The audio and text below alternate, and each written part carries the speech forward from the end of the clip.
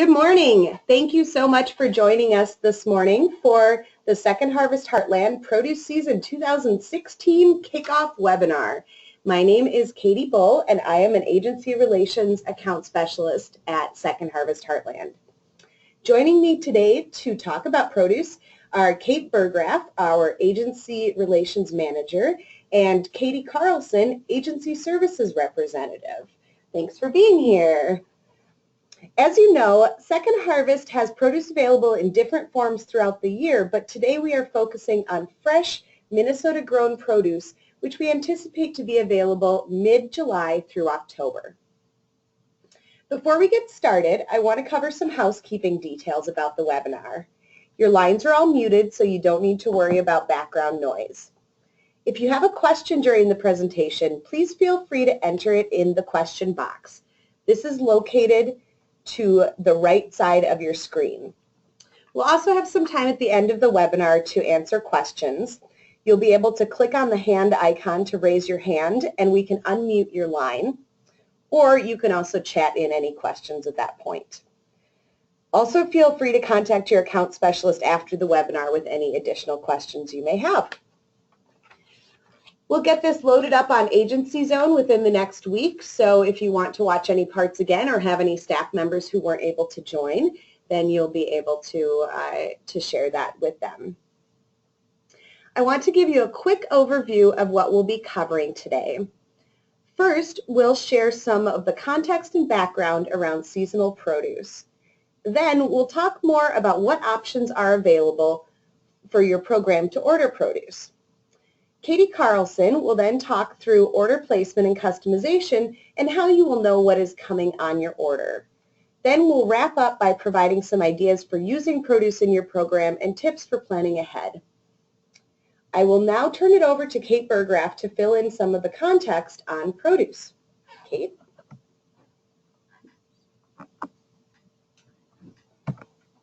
Hello, everyone. Thanks for joining us today, and thanks for considering how you might engage in Minnesota growing produce season coming up this summer. Some of this information is going to be new for you. Some of you might have seen some of these slides before, but we wanted to provide a little bit higher level context for all of the produce that has been coming into our system and that you may be responding to as well. So here on this slide, you can see on the left our food sources from 2015. This was from our fiscal year, and many of these areas might be familiar with you, whether it's Retail Food Rescue or donated food from manufacturers. Ag surplus is any of the produce that is coming in during Minnesota growing season. Government programs would include TFAP product, and then purchase for resale would be our purchase product. So as we look back over the past 5 years, we have some information that is from our Feeding America network that highlights some of the trends that we're seeing at a very high level. So we're experiencing these trends here at Second Harvest, but this is also mirrored across the nation. And so you can notice that produce has significantly increased, as well as Retail Food Rescue over the last 5 years, and that we've seen decreases in manufacturer and federal government products. So as we're responding to these trends, not only Second Harvest, but really Feeding America member food banks have been saying, where is there further opportunity to access donated product to bring into the hunger relief system? And they've noted that really there's a significant amount of product through agricultural surplus that could increase the amount of product available to our hungry neighbors. So not only is that an opportunity in terms of pounds, but that's really an opportunity in terms of how do we add more nutritional dense product into our hunger relief system. And so not only can we respond to changing food trends over time, but we can also respond to those client demands related to a need for increasingly healthy product.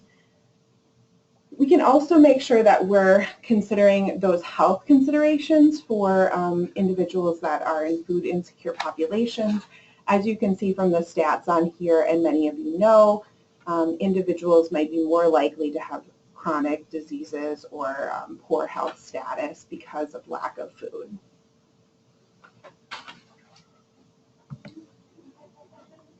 So with these two driving factors in mind, Second Harvest Heartland and other Feeding America food banks within Minnesota and across the region have been looking at how we can source additional produce from local farmers in Minnesota and the Midwest region.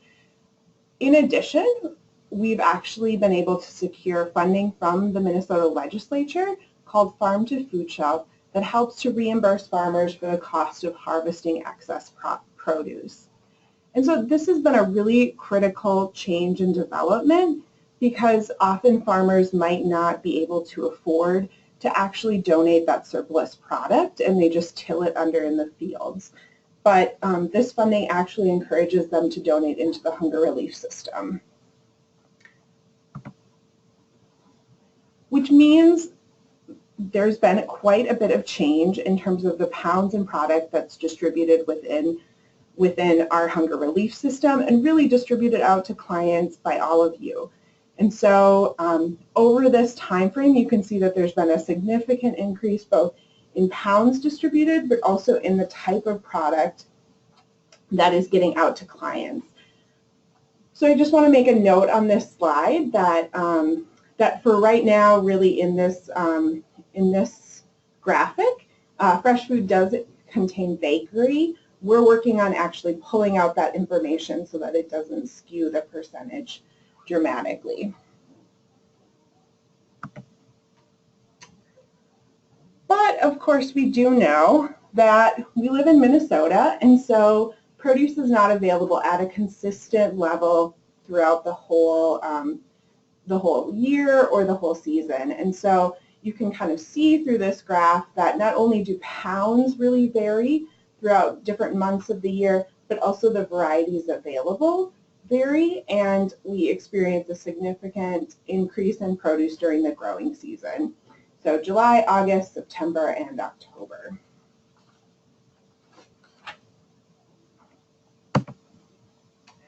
Finally, I just wanted to share a little bit more about sharing in the costs of produce. We know that produce is continues to be a very new product for us to work with. We're still learning a lot on the food bank side of things.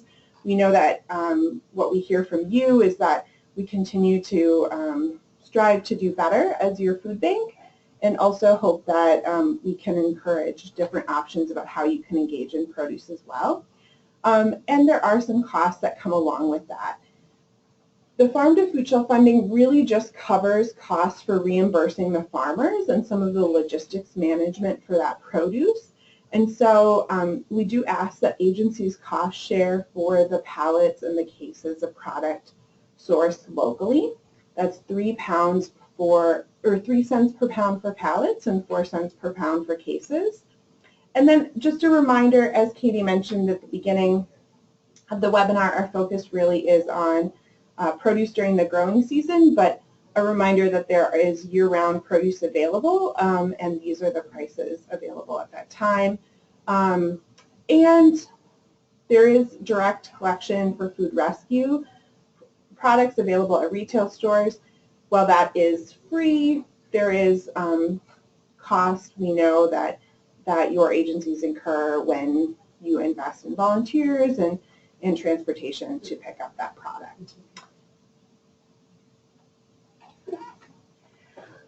Great. So thank you very much for that information, Kate. And I'm just going to make sure that our information is all showing here correctly for you.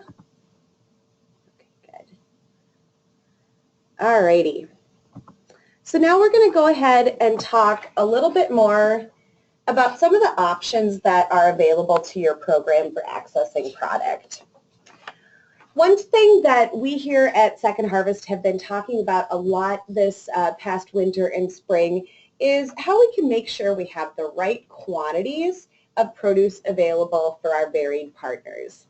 And so I want to share with you just a little bit of information about what those quantities would look like. So first of all, we have our case counted product that you'll hear a little bit more about coming up. Cases of produce are typically 30 to 40 pounds depending on the weight of the item and what type of item it is. So that's the smaller option, and then the larger options are going to be your totes and pallets. So you can see some examples here of those cabbage and the potatoes on a pallet and the cabbage in the totes. We say that usually totes and pallets of produce are from 750 to 1,200 pounds on average. However, we do see totes that may weigh as little as 300 pounds and weigh as much as 1,500 pounds, really depending on those different items. And just a reminder, when we say totes, we're not talking about totes like this. We are talking about those big cardboard totes. So hopefully you can keep that image in your mind there. All right, so what are these actual options here? Your program can sign up to receive produce throughout the growing season through either a case-counted subscription or a produce drop. These standing orders allow us to let our sourcing department know how much produce to bring into our distribution center for our agencies, and also so that we can prioritize those produce orders for programs that have signed up ahead of time. This is the information on the case-counted subscription. As you will notice, this has been expanded this year to offer either 1, 3, 5, or 8 cases of each type of produce we have in stock. And so if you remember that graph that Kate showed with the different types of varieties, the varieties can go anywhere from 1 or 2 types up to 6 or 7 types that we might send you in this case-counted subscription. The case-counted subscription is 4 cents per pound. And as I mentioned, the total number of cases is going to depend on what's available at that time. We anticipate this taking place roughly mid-July through October. And the way that the case-counted subscription works is that it's an add-on to your standard order. And so the produce only gets added on if you're placing another order for it to go out to. Because of that, there is no additional delivery fee. You're just paying the 4 cents per pound for that produce. So the larger option would be the produce drop. And this, again, is a standing order. It's going to be up to 15 pallets or totes of seasonal bulk produce. And this is something that you can get on a weekly basis. You can get it bi-weekly, once a month, multiple times a week, whatever works best for you. This produce is going to be 3 cents per pound in those bulk pallets and totes. And there is a $40 delivery fee if you're getting this delivered separate from other product. And again, this is available just for that growing season, July through October. And we do also offer one-time drops if that's something that you're interested in doing in August, September, or October. So thinking about different events that you might want to have produce at.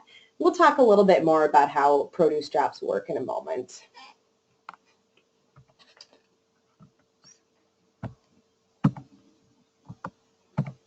So now I'm going to go ahead and turn it over to Katie Carlson to talk with you a little bit more about what it looks like when you place your order. Thanks, Katie.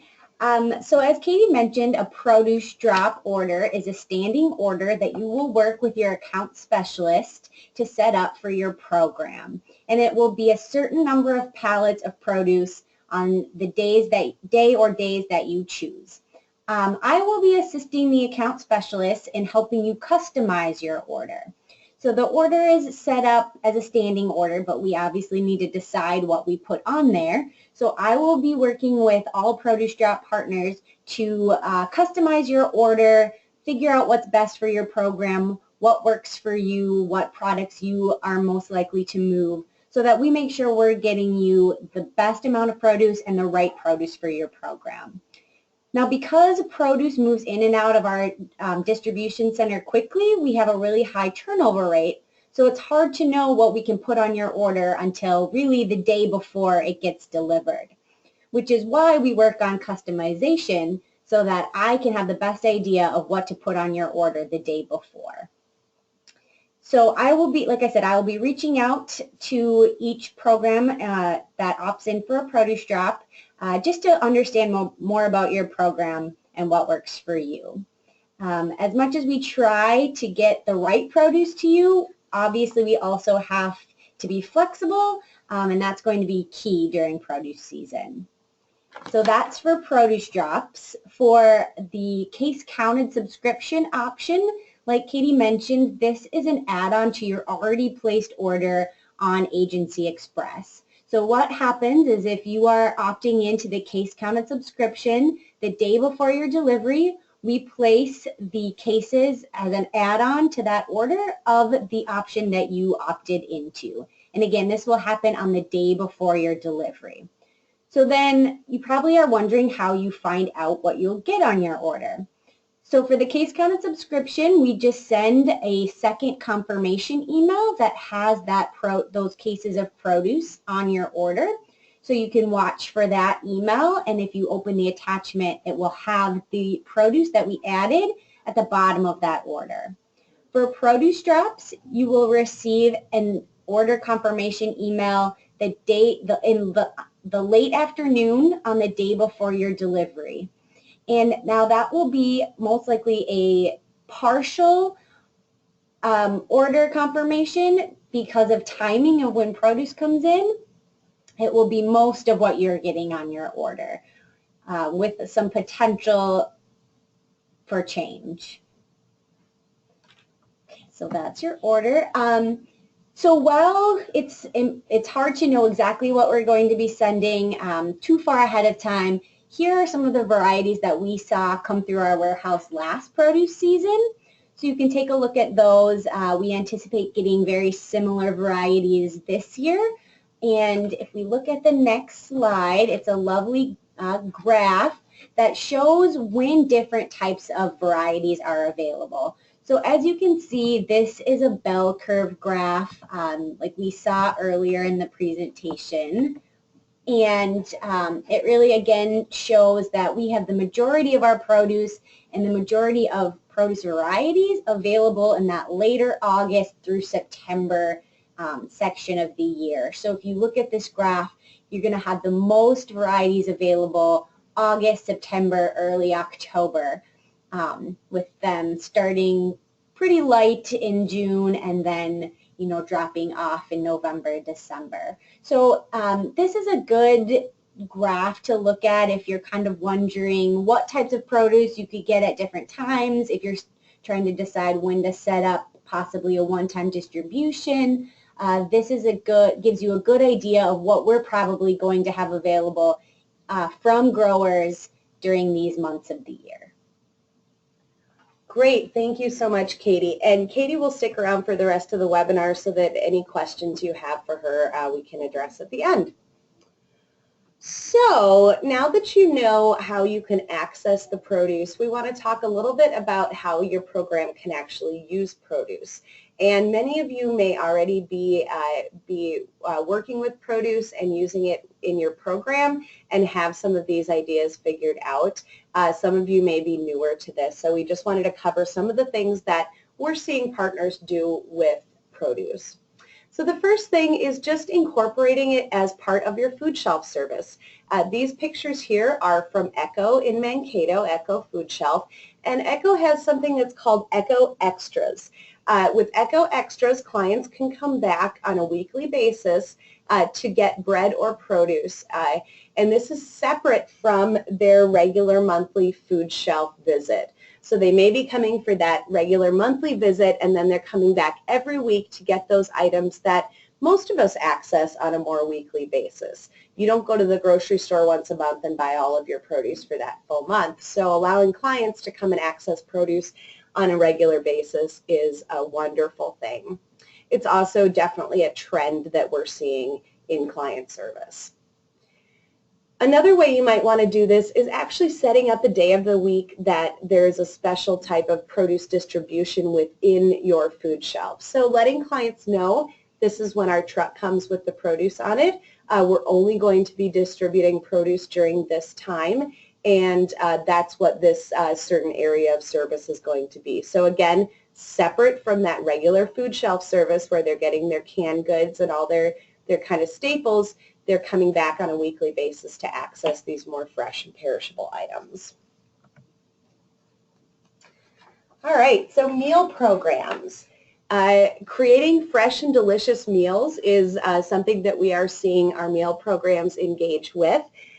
Just to mention too, these pictures here are from Loaves and Fishes, and we thank them very much for sending them just to show what beautiful meals they've been able to create with some of the produce that they have received through Second Harvest. And their chefs really get creative, along with chefs at other meal programs such as Catholic Charities or Union Gospel Mission, really are getting creative to provide these beautiful meals to clients. So heard some of them talk about it as almost a master chef or one of those TV shows where you're really challenged to figure out what you can do, and the clients just rave about how beautiful these meals are. And I think that most folks would agree that this is not what they picture when they think about a meal that you're going to get at the shelter. So it's really cool that these meal programs are able to provide this and just gives those clients more dignity with what they're eating. All right, and then the last part, or the last one I just wanted to talk about are produce distributions. So we have more and more partners each year that are engaging in what we call mass produce distributions. What this is basically like a free farmer's market. You have multiple types of food that clients can access. They go through a line fairly quickly and pick up, however many tomatoes or beets or potatoes there are available for their household. A lot of these distributions will also incorporate bakery products as well. This is a great way to get a lot of fresh produce out to clients in a short amount of time. Our produce distributions that we work with talk about anywhere from 50 to 300 clients moving through the line in a matter of hours and walking away with boxes and bags and upwards of 40 pounds of produce when they leave. The other really cool thing about this is that a lot of during the growing season, a lot of these produce distributions take place outside. So it means that there's that visibility factor. It allows clients to see, hey, what's going on in my neighborhood? I'm not, if I've never been to the food shelf, maybe this is a nice kind of introduction to it.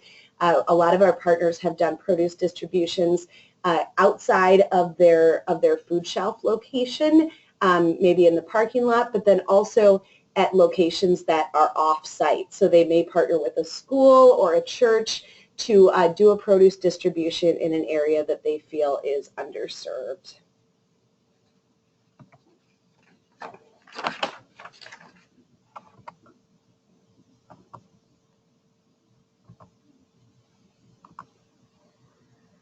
Okay, so those are some thoughts on how your program may be able to actually get produce out to clients. If you have other ideas, feel free to share those, share them with your account specialist, and we'll have more opportunities for some sharing around using produce as we get closer to actual produce season.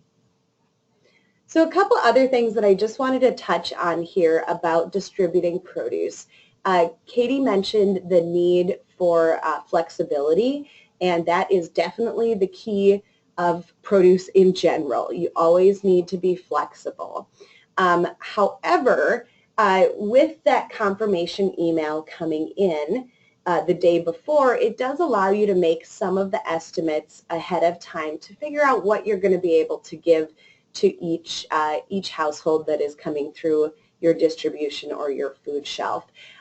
This is really, based on an estimated number of pounds, but we will be able to provide you with that exact poundage on that confirmation email, and so you'll have a little bit more information to actually calculate that out.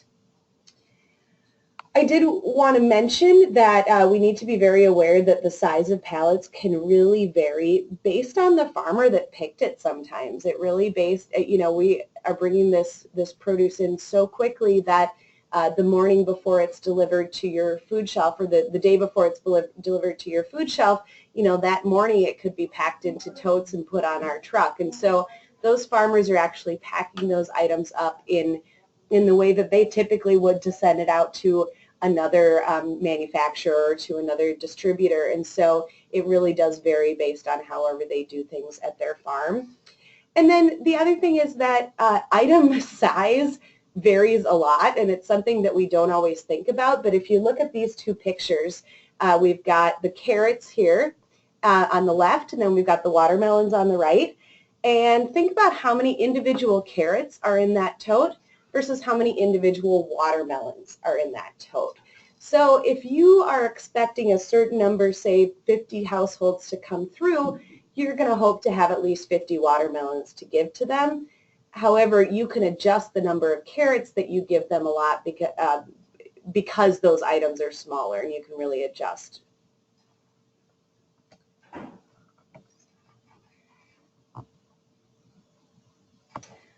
All right.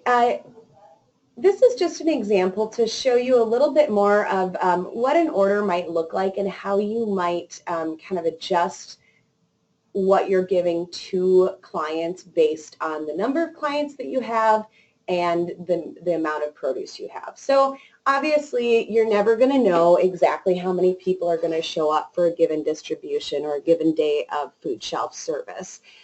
However, you can definitely estimate based on the number that you anticipate or the range of households that you anticipate, and then you can adjust based on what you're actually seeing during the distribution. So this slide is based on an order that is 3 pallets here. You're getting a pallet of sweet corn. Let's say that pallet is about 800 pounds. You're getting a pallet of winter squash, which is about 1,000 pounds, and then you're getting a pallet of carrots. And then across the top you can see different sized households. And the line across the bottom actually shows the total pounds per household if they were getting all of those items. So this chart really shows you how you could break it down by different amounts per household and really be flexible about how much you're giving each household based on what you actually get in that day. It's good to have an option for where that produce could go if you do have leftovers, but it's also really good to be able to estimate so that you can move as much produce to the clients who are there at that distribution as possible. And along the lines of flexibility, the size of items can vary greatly. And so if you think about how many apples are going to be in a tote if they're the size of the apple on the left versus how many apples you'll see if they're the size of the apple on the right. And that was a one-time thing we saw, right, Katie? Or we see these more often. We might see them more often. We might see them more often. So keep an eye out, you know, as in the grocery store, we're seeing a lot of variety in the size of things, and just need to be prepared for whatever that produce might be. So finally, I want to just talk a little bit about what the next steps are and where we're going to be going from here. So it's still April, it's a little bit early, but we are hoping to really get you ready, get the trainings and support that you need in, get your order in so that we can all be all set to go and ready to put effort into the produce season when those items start arriving. So as Katie Carlson mentioned, your account specialist will be reaching out to you if they haven't already to talk more about those standing orders and getting those set up for you. They'll help you estimate and decide how many pallets you'd like or how many cases you'd like if you'd like to do the case counted subscription. We also have some additional events and trainings coming up, and I'll send out some links and information in the follow-up email. But we do have a produce kickoff event happening May 10th in the afternoon. It's going to be happening at Veep in Bloomington, and this event will include a panel discussion and small group discussions on produce. So we'll be hearing from lots of different agencies that are working with produce in different ways. They'll be able to share their best practices and any challenges that they've seen with distributing produce. But then you'll also have a chance to speak with agencies that are planning on doing similar type programming as you when it comes to produce.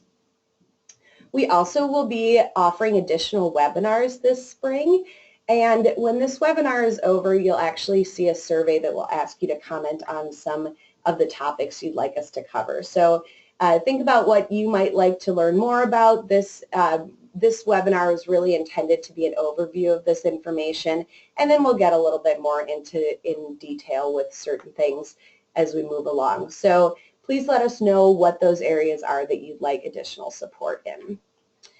Additionally, we have our Agency Zone produce resources, and you can see that what that page looks like there on Agency Zone. I'll send out links to these things as well in the follow-up email, but you'll be able to find a link to this webinar. We've got information about the Minnesota growing season and other seasonal information. We add recipes on there quite often. We've got our produce toolkit, which really walks through all of those different areas. And then we also have the produce report, which goes to all of our produce partners throughout the summer and includes great recipes, tips, stories about what's happening, just things to keep you engaged and give you some ideas as we move through produce season.